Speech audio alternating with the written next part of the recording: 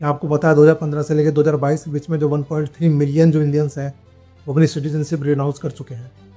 And renounce मतलब यहाँ पे ये होता है कि उन्होंने अपना जो नाता है वो भारत से तोड़ दिया है। 2022 और उनकी अगर बात करें तो 2.25 जो लाख इंडियन है वो परमानेंटली अब्रॉड मूव कर चुके हैं। एंड ये सारा जो रिसोर्सेज है ये डॉक्यूमेंटेड है, मैं कोई हवा में बातें नहीं कर रहा हूँ। इन डाटा के अलावा यहाँ पे और भी शॉकिंग फैक्ट्स हैं जो कि आप सुनिए। 2023 के अंदर यहाँ पे लगभग एक साल में 2 लाख से ज़्यादा इंडियन हैं सिर्फ कनाडा में माइग्रेट हो चुके हैं। एंड यूएसए में 1.2 लाख यहाँ पे H1B वीज़ा होल्डर हैं जो कि इंडियन है। मतलब एक तरीके से समझा सकता हूँ कि अगर अमेरिका में कोई कंपनी है तो जो फॉरेन जो यहाँ पे लोगों को हायर करती हैं उनको H1B वीज़ा देते हैं ताकि वो वहाँ पे काम कर पाए। एंड उसमें से 1.2 लाख यहाँ पे इंडियन ओनली होल्डर्स हैं।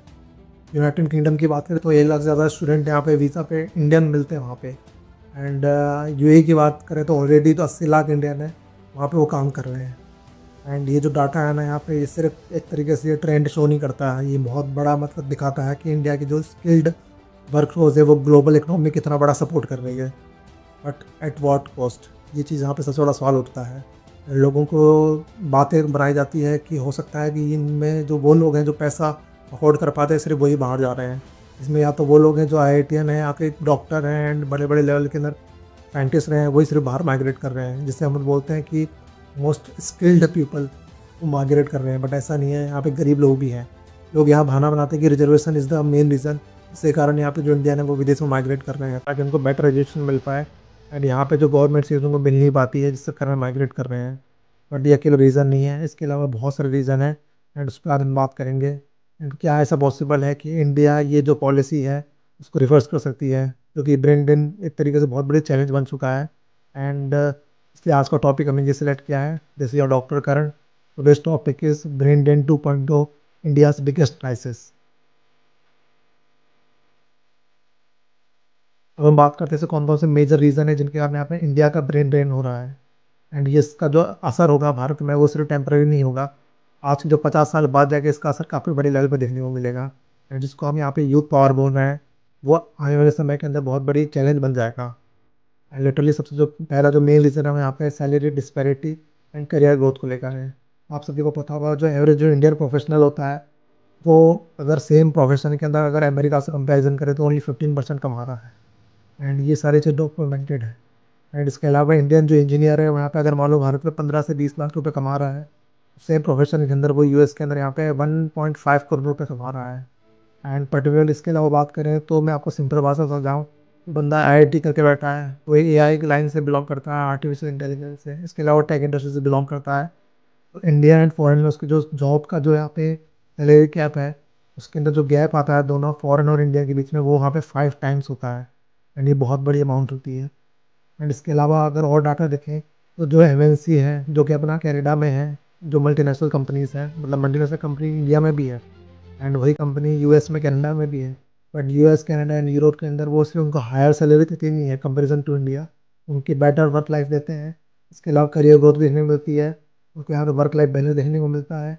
इसके अलावा और भी जो बेनिफिट्स होते हैं, जैसे एग्जांपल के तौर पे किसी कंपनी में आप वहाँ पे एम्प्लॉय हो, उसके जो स्टॉक्स होंगे कंपनी आपको उसके बेनिफिट देती है कुछ ना कुछ। एंड ये भी बहुत बड़ा रीज़न होता है जो लोग वहाँ जाना पसंद करते हैं, क्योंकि ये एक तरीके से आप कंपनी के पार्ट बन चुके हैं, इंटीग्रल पार्ट। एंड आपको वो सिर्फ कंपनी का बेनिफिट भी आपको इनडायरेक्टली डायरेक्टली मिल रहा होता है। ये काफ़ी बड़ी चीज़ होती है जो कि इंडियन मार्केट से ज़्यादा मिसिंग है। अब देखिए सेकंड रीज़न जिसके कारण ब्रेन ड्रेन इंडिया के अंदर बहुत बड़ा मेजर चैलेंज बन चुका है, वो मेन रीज़न यहाँ पे क्वालिटी ऑफ एजुकेशन है एंड रिसर्च के बारे में है।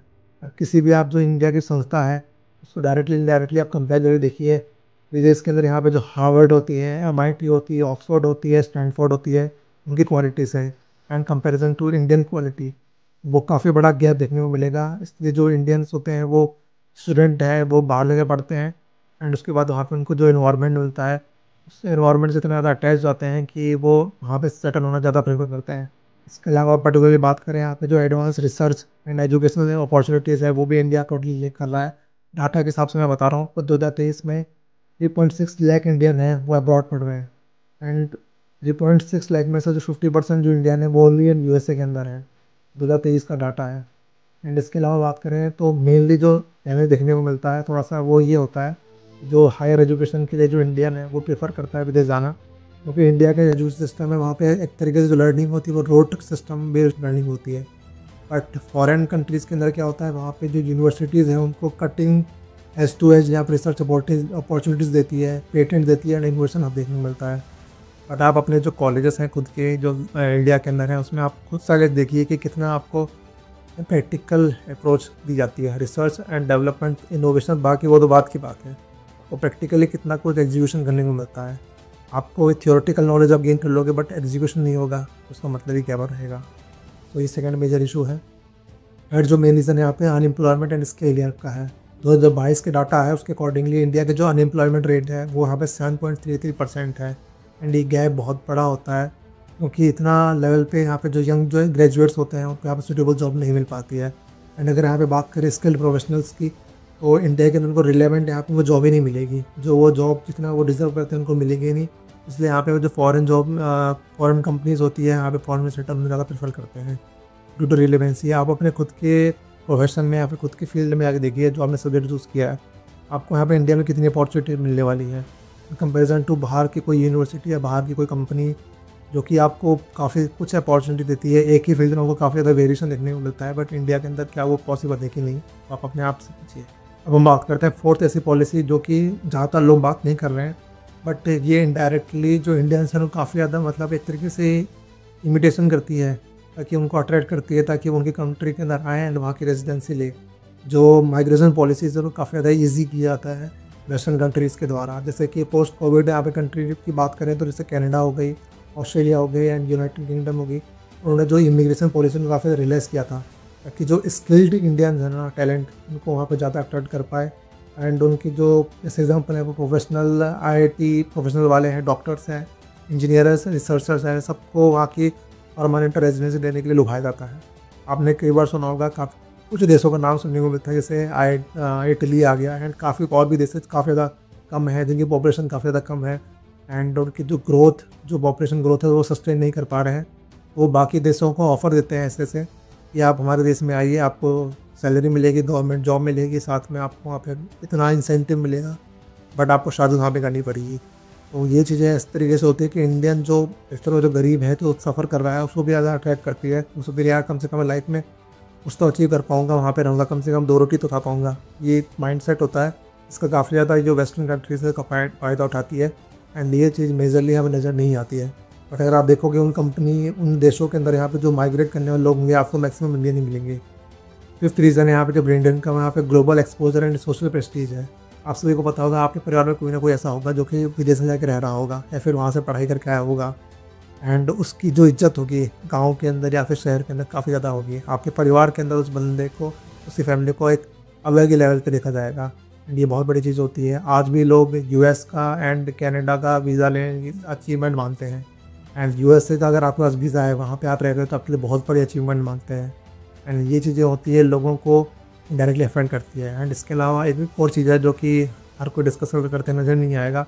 आप सभी को पता है अगर कोई किसी भी गूगल कंपनी या किसी बाहर वाली जो जानी मानी कंपनी का एम्प्लॉयमेंट लेके एम्प्लॉयर रहा होगा या फिर वहाँ से उसने कुछ रिसर्च या कुछ ना कुछ किया होगा एंड अगर वो इंडिया के अंदर किसी कंपनी ज्वाइन करेगा तो उसको बहुत ज़्यादा लार्जली यहाँ पे हायर पैकेज दिया जाता है एंड ये चीज़ काफ़ी बड़ी चैलेंजिंग हो जाती है इंडियंस के लिए। तो वो कोशिश करते हैं कि जो इनिशियल जो उनका करियर का एक्सपोजर है वो यहाँ पे फॉरेन की किसी न किसी कंपनी से लेना चाहते हैं ताकि उनको इंडिया में ज़्यादा कुछ अपॉर्चुनिटी मिले। बट इस कुछ चीज़ को यहाँ पे रिवर्सबली अच्छे से इस्तेमाल किया जा सकता है, बट अभी गवर्नमेंट एंड जो हमारे जो और भी जो देश के अंदर जो कंपनीज है उसको प्रॉपर्ली यूटिलाइज़ नहीं कर रही है।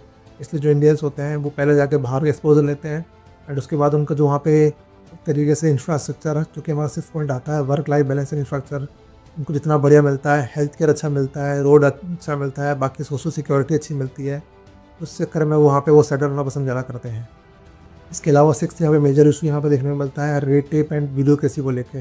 इससे पहले मैंने ऊपर वीडियो बनाई थी जहाँ पर मैं डिस्कस किया था ये why India can't pay global power, उसमें मैंने डिस्कस किया था ब्यूरोक्रेसी को लेके एंड करप्शन को लेके एंड ये भी बहुत बड़ा प्रॉब्लम होती है। जॉब मार्केट जो इंडिया का है वो काफ़ी ज़्यादा स्लो है एंड ईजिली एक्सेसिबल जॉब मिलती नहीं है या फिर काफ़ी ज़्यादा फ्रॉड वाले केसेस होते हैं एंड मतलब तरीके से करप्शन है वो काफ़ी ज़्यादा ग्रोथ को स्लो करता है एंड जॉब मार्केट भी काफ़ी ज़्यादा अफेक्ट करता है। इस चक्कर में लोग बाहर जाना पहले ज़्यादा प्रेफर करते हैं। अब हम बात करते हैं जो ब्रेन ड्रेन हो रहा है उसका इंडिया में कितना बड़ा फ्यूचर पे इम्पैक्ट पड़ सकता है एंड इसमें ऐसा नहीं कि सिर्फ नेगेटिव पॉइंट है, कुछ पॉजिटिव पॉइंट भी है बट वो बहुत कम है। अगर हम बात करें सबसे पहले नेगेटिव इम्पैक्ट की, तो बेसिकली जो मेनली जो प्रॉब्लम होता है यहाँ पे इकोनॉमिकल स्लो डाउन का होता है। आपसे भी होता है, इंडिया की जो ग्रोथ है वो मेनली आपके डिपेंड करती है कितना आपके जो हाईली स्किल्ड प्रोफेशनल्स हैं वो इंडिया के अंदर जो सेक्टर है, पर्टिकुलर सेक्टर, वो कितना ज़्यादा वहाँ पे सपोर्ट कर रहे हैं। एंड अगर ये चीज़ अगर देशों के अंदर माइग्रेट होकर जाएंगे तो ऑब्वियस बात है ये जो इंडिया की जो ग्रोथ होगी वो स्लो डाउन करेगी। पर्टिकुलरली बात करें तो इकोनॉमिकल लॉसेस की बात करूँ तो IIT एम्स जो ग्रेजुएट यहाँ पे गवर्नमेंट स्टूडेंट्स होते हैं वो सब्सिडी लेके यहाँ पे फॉरेन में चले जाते हैं। एंड अगर इसका डाटा देखें तो एनुअली लॉस यहाँ पे इंडिया का लगभग 500 करोड़ के आसपास एनुअल लॉस होता है। ये तो डायरेक्ट लॉस देखने को मिलता है। इनडायरेक्टली तो काफ़ी ज़्यादा लॉस है ग्राउंड लेवल पे, जो कि अच्छे लोग, स्किल्ड लोग यहाँ पे गाँव के अंदर सेवाएं दे सकते थे एंड जहाँ पे रिक्वायरमेंट थी वहाँ पे सेवा दे सकते थे, बट उसको वहाँ पे वो देने के लिए कैपेबल नहीं है, क्योंकि वो वहाँ पे फिर उनको जो गैप होता है उसको फिल करने के लिए अनस्किल्ड लोग आते हैं, जो कि एक तरीके से प्रॉपर एक्सपीरियंस होता नहीं है एंड उससे इनडायरेक्टली काफ़ी लोग अफेक्ट होते हैं।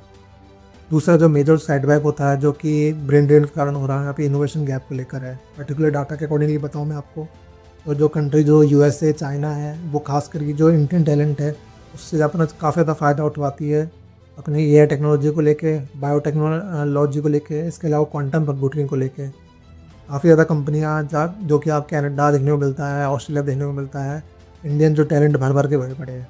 एंड पर्टिकुलरली अगर ये चीज़ होगी तो इंडिया का यहाँ पे जो ग्राउंड ब्रेकिंग इनोवेशन है वो कभी अपने आप लूज़ कर देगी।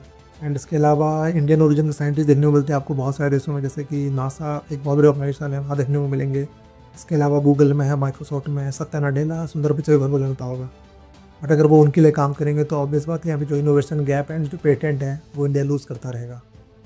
हर जो मेजर इम्पैक्ट है यहाँ पे इकोनॉमिकल इनक्वालिटी को लेकर आता है, जो कि इस ब्रेन ड्रेन के कारण काफ़ी ज़्यादा इंक्रीज़ होती है। पर्टिकुलरली इसको समझाऊँ मैं एक तरीके से, आपके जो इंडिया के अंदर जो हाईली स्किल्ड प्रोफेशनल्स लोग होते हैं अगर वो विदेश में वहाँ पे माइग्रेट करते जाएंगे तो यहाँ पे इंडिया के अंदर जो इनोवेशन होगा एंड इकोनॉमिक ये जो डिवीज़न एक तरीके से डेवलप होता है। एंड इससे होता क्या है कि जो हमारे जो मिडिल क्लास एंड जो पुअर क्लास लोग हैं उनको एक्चुअल में जॉब ही नहीं मिल पाएगी सूटेबल, क्योंकि जो उनको क्रिएट करने वाले लोग हैं वो एक्चुअल में विदेश में माइग्रेट कर रहे हैं। तो इस चक्कर में जो इकोनॉमिकल जो इनस्टेबिलिटी होती है इनइक्वालिटी के टर्म्स में वो इंक्रीज होती है। अब हम बात करते हैं क्या क्या तरीके हैं जिसके कारण इंडिया का जो ब्रेन ड्रेन है उसको हम रोक सकते हैं। जो मेजर चीज़ें आती हैं यहाँ पे पॉलिसीज़ को लेके होते हैं। अगर इंडिया ना अपने गवर्नमेंट में दो तरीके से पॉलिसी इंप्लीमेंट करना काफ़ी ज़्यादा ज़रूरी है। एक जो मल्टीनेशनल जो कंपनीज़ है जो कि इंडिया में भी एंड बाहर में भी है, बाहर उनको काफ़ी ज़्यादा इंसेंटिव देते हैं जो कि सेम जॉब लेवल पे होते हैं। पर्टिकुलर जैसे मान लीजिए अगर आप एक कंपनी में सुपरवाइज़र हैं, बाहर विदेशी में उसी कंपनी के अंदर दूसरा बंदा सुपरवाइज़र है, तो उनकी जो सैलरी होनी चाहिए इक्वल होनी चाहिए। तभी इंडियंस होंगे बाहर ज़्यादा प्रेफर नहीं करेंगे, अपने जो खुद की जो पर्टिकुलर प्लेस है वहाँ पे जॉब करना प्रेफर करेंगे। ऐसी पॉलिसीज़ गवर्नमेंट को लाना चाहिए। इसके अलावा एक तरीके से ये जो आपने सुना होगा चाइना के अंदर, चाइना ने अभी डीप सीक बनाया था एंड उसके सक्सेस के बाद में एंड उससे पहले काफ़ी टाइम पहले से इंडिया जो चाइनीज़ हैं उनके जो खुद के लोग हैं जो चाइना के अंदर बिलोंग करते हैं, जो बाहर जा के अपनी पढ़ाइयाँ कर रहे हैं या फिर अपनी कंपनी के अंदर एक तरीके से काम कर रहे हैं, उन्होंने वापस रिवर्स ब्रेन ड्रेन पॉलिसी ला के लोगों को बताया जा रहा है, ताकि जो जो चाइना के जो कोर जीनियस पीपल हैं वो इंडिया अपने खुद के चाइना के कंट्री को यहाँ पर सर्व कर पाए, बाकी बाहर वाले देशों की चाय कंपनी को यहाँ पे सर्व कर रहे हैं। एंड ये पॉलिसीज़ बहुत बड़ी गेम चेंजर है उनके लिए साबित हुई है। उसको सबसे बड़ा एग्जांपल आपको डीप सीक देखने को मिल रहा था। और भी सारी इनोवेशन है जो कि उन्होंने एक तरीके से बाहर तो चीज़ें सीख के आ रहे हैं, वो तो अपने देश में वापस ला ही रहे हैं। साथ में उनका जो खुद का जो ग्लोबल यहाँ पे जो एक तरीके से माइंड है, उनका जो खुद का जो यहाँ पे जीनियस पीपल स्किल लोग हैं, उनकी जो इंडिया के अंदर मतलब अपने चाइना के देश के अंदर वहाँ पे उसकी फ़ायदे से पुअर लोग एंड जो मिडिल क्लास लोग होते हैं उनको डायरेक्टली इनडायरेक्टली काफ़ी ज़्यादा फ़ायदा मिलता है in terms of innovation and particularly skilled work. इसके अलावा और भी चीज़ें जो कि इंडिया के लेवल पे इम्प्लीमेंट की जा सकती है, पर्टिकुलरली आती है यहाँ पे हायर एजुकेशन एंड रिसर्च को इन्वेस्टमेंट को लेके। इंडियन गवर्नमेंट को यहाँ पे नेशनल स्किल डेवलपमेंट मिशन यहाँ पे लॉन्च करनी चाहिए, ताकि एजुकेशन और जो वर्क फोर्स है उसको ज़्यादा इम्प्लीमेंट की जाए। इसके अलावा stem education, AI and robotics, इस पे काफ़ी ज़्यादा इन्वेस्टमेंट होना चाहिए। पर्टिकुलरली जो AI person and tech and research development है, इन से रिलेटेड जो भी जॉब है उनके अंदर अपॉर्चुनिटी में सैलरीज हाई होनी चाहिए, ताकि जो लोग हैं वो कॉम्पिटिटिव एनवायरनमेंट फील कर पाए एंड वहाँ पे जाके सर्व कर पाए। इसके अलावा जो यूनिवर्सिटीज़ हैं एंड जो भी आपको देखने को मिलता है यहाँ पे रिसर्च सेंटर्स हैं, उसको एक्चुअल में हार्वर्ड एंड स्टैनफोर्ड के लेवल पे बनाना चाहिए। आप सभी को पता है यहाँ पे IIT है, IIM है, बट इसके अलावा हर कोई यहाँ पे IIT IIM से तो पढ़ नहीं रहा है। जो मेजर जो जनता है वो जिन कॉलेजेस यूनिवर्सिटी से पास आउट हो रही है उनका स्टैंडर्ड क्या है उसको इम्प्रूव करना चाहिए अकॉर्डिंग टू देयर रिक्वायरमेंट। और जो चीज़ जो इंडिया इम्प्लीमेंट कर सकती है वहाँ पे इंडियन डिस्पोरा को वापस लाने के लिए वो आप फेलोशिप के थ्रू है। आपसे वो पता है जो रामालिंगन या फिर री एंट्री फेलोशिप एक इंडियन में लॉन्च की रनिंग कर रही है, इसके जो साइंटिस्ट है उनको वहाँ पे विदेश से वापस बुलाया जा रहा है। एंड जो रिसर्च जो वहाँ पे बाहर काम कर रहे हैं उनको वापस बुलाया जाता है बेटर इंसेंटिव दे के। एंड ये अगर फेलोशिप मिलती है लोगों को तो इससे काफ़ी ज़्यादा अट्रैक्ट करते हैं एंड डायरेक्टली गवर्नमेंट को काफ़ी ज़्यादा सपोर्ट मिलता है। एंड ये सारी चीज़ें हो गई जो ग्राउंड लेवल में मिलती है। इसके अलावा जो स्टॉक के अंदर जो इंसेंटिव मिलते हैं and particularly job security and इसके अलावा वर्क लाइफ स्टेबिलिटी, ये सारी चीज़ें होती है। अगर ग्राउंड लेवल पे अगर इस चीज़ को इम्प्लीमेंट किया जाएगा तो बहुत बड़े लेवल तक जो इंडिया का जो टैलेंट है वो बाहर वेस्ट नहीं होगा। एंड पर्टिकुलरली जो पॉलिसीज़ बनानी चाहिए मेजरली उनको सपोर्ट लोगों को मिलना चाहिए, जिस कारण से स्टार्टअप है वो इंडिया के अंदर और ज़्यादा इंक्रीज हो। एंड बाहर से जो लोग आ रहे हैं वो एक तरीके से डायरेक्टली सपोर्ट करना चाहिए। आपको पता है कि जो मैंने बताया था कि आप टैलेंट जो बाहर जा रहा है उसके कारण से नेगेटिव इम्पैक्ट नहीं, पॉजिटिव इम्पैक्ट भी पड़ता है। ऑलमोस्ट यहाँ पे बात करें तो 100 बिलियन जो रिमिटेंस है वो देखने को मिलता है। जो इंडिया से बाहर जाते हैं वो वापस अपने देशों में पैसे भेजते हैं। एंड आपको लगता होगा कि जो विदेश में जो लोग जा रहे हैं कहीं ना कहीं से वो इंडिया से कनेक्ट जरूर रहते हैं। जैसे सुंदर पिचाई है एंड सत्या नडेला, वो कंपनी के अपने टॉप पोजीशन पे बैठे हैं एंड थोड़ा सा उनका सॉफ्ट हार्ट होता है अपनी कंट्री को लिख करके। एंड जो पॉलिसीज़ होती है उसमें काम कर सकते हैं। हर कोई रूल गवर्नमेंट अपनी जो कंपनी का है वो तोड़ नहीं सकते, बट कुछ चीज़ें होती है वो ज़्यादा निवेश कर सकते हैं। तो पर्टिकुलरली इंडिया को उन लोगों से ज़्यादा रीच करना चाहिए। उनको जो पॉलिसीज़ है इंडिया में क्या क्या फ़ायदे होते हैं, क्या क्या उनको इंसेंटिव मिलेगी अगर वो अपनी कंपनी को इंडिया में की तरफ ज़्यादा प्रमोट करेंगे, उस चीज़ पे काम करना चाहिए। But it should be with the restriction जो गवर्नमेंट को एंड दूसरी जो कंपनी आ रही है उन दोनों को सेम लेवल पे आके उस चीज़ को यहाँ पे समझना पड़ेगा। जैसे कि एग्जाम्पल आता है यहाँ पे आती है प्राइवेसी को लेकर, एंड प्राइवेसी ब्रीच बहुत बड़ा चैलेंज होता है। तो उस चीज़ में यहाँ पे पहले इशू को शॉर्टेड आउट करना चाहिए। एंड जो भी ग्लोबल जो अपॉर्चुनिटीज़ है उसको इंडिया के लेवल पे लाना तभी पॉसिबल हो पाएगा। तो पहले बाहर की जो कंपनियाँ हैं वो इंडिया के अंदर आएगी, बल्कि इसके बजाय कि जो इंडियंस हैं वो बाहर जाएंगे उन कंपनी के अंदर काम करने के लिए, उन जो ग्लोबल अपॉर्चुनिटीज़ है उसको अच्छी लेने के लिए। So guys, this is not from doctor Karan, make sure to subscribe this channel. And हमारी इनिशिएटिव है ताकि एक तरीके से पॉजिटिव इम्पैक्ट डेवलप किया जाए। एंड हमेशा हम बात करते हैं कि यार तुम किसी आपको बदलना चाहिए, किसी आदमी को बदलना चाहिए, इसमें वो प्रॉब्लम है, इसमें ये आदमी हमारे देश के लिए खराब है। बट ये जो इनिशिएटिव तब से होगा जब हम हमारे ग्राउंड लेवल पे काम करेंगे। एंड सबसे पहले शुरुआत होती है खुद पे। मैंने तो ये प्रयास किया है एंड आप हमारे चैनल को सब्सक्राइब कीजिए एंड आप भी इस प्रयास से जुड़िए। एंड आप क्या सोचते हैं, आपके पास क्या क्या ऐसी चीज़ें हैं जो आप बताते हैं कि इंडिया के अंदर मेजर प्रॉब्लम्स हैं, उसको यहाँ पे कमेंट बॉक्स में ज़रूर बताइए। हो सकता है फ्यूचर के अंदर हम उस पर वीडियो पर डिस्कस करें। एंड आप क्या क्या सोचते हैं इंडियन जो टैलेंट को लेकर जो बाहर जा रहा है उसके पीछे क्या क्या रीज़न है जो कि हमने मेंशन नहीं किए, वो जाके कमेंट बॉक्स में ज़रूर बताइए। क्या क्या हम यहाँ पे सॉल्यूशन जो इम्प्लीमेंट किए जा सकते हैं जिसके कारण इंडिया के जो ब्राइटेस्ट जो बोलते हैं ना टैम ब्रेन है बाहर माइग्रेट ना करें। एंड क्या क्या जो मेजर इशूज़ हैं जिनके कारण इंडिया ये फेस करती है, और कमेंट बॉक्स में ज़रूर बताइएगा। And do support our effort by just subscribe this video and share this video with your friends. And अगर आपको वीडियो पसंद आया है तो प्लीज़ नेक्स्ट वीडियो जो आएगी इसको भी जाके आप ज़रूर देखिएगा। And every time we try to build some value. जय हिंद।